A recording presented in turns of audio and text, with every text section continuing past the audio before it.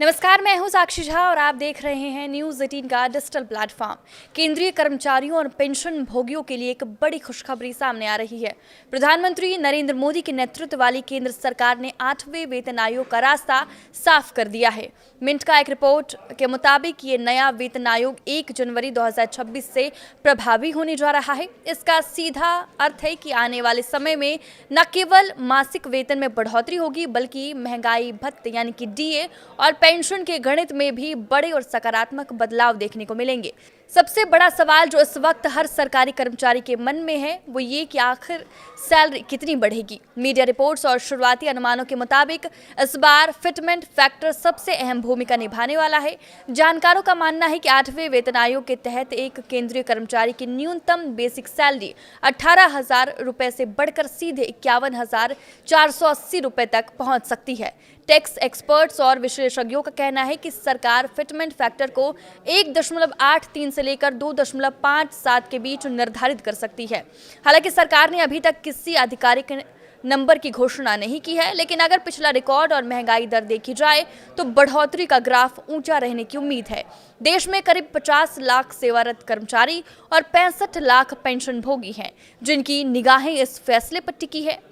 बीते दिनों social media पर एक खबर तेजी से वायरल हुई थी, जिसमें दावा किया गया था कि नए फाइनेंस एक्ट 2025 के तहत पेंशन भोगियों का महंगाई भत्ता बंद कर दिया जाएगा। इस पर सरकार ने स्थिति पूरी तरह साफ कर दी है। 13 दिसंबर 2025 को सरकार ने स्पष्ट किया है कि यह दावा पूरी तरह से फर्जी है।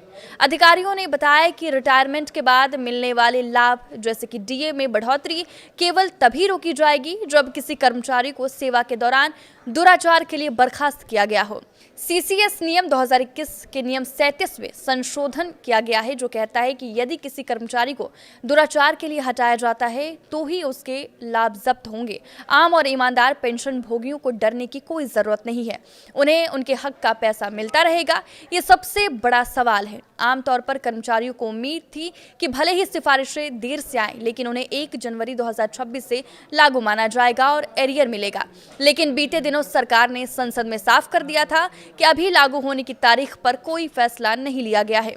वित्त राज्य मंत्री ने स्पष्ट शब्दों में कहा कि 8वें वेतन आयोग के लागू होने की तारीख सरकार तय करेगी, यानी फिलहाल 1 जनवरी 2026 की तारीख पर सरकार की आधिकारिक मुहर नहीं लगी है।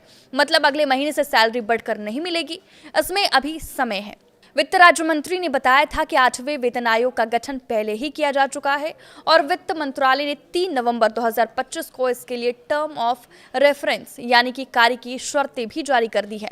लेकिन आयोग को अपनी रिपोर्ट तैयार करने और सरकार को सौंपने में नोटिफिकेशन की तारीख से करीब 18 महीने का समय लग सकता है। आप किस वीडियो पर क्या राय है, हमें कमेंट करके जरूर बताएं। नमस्कार।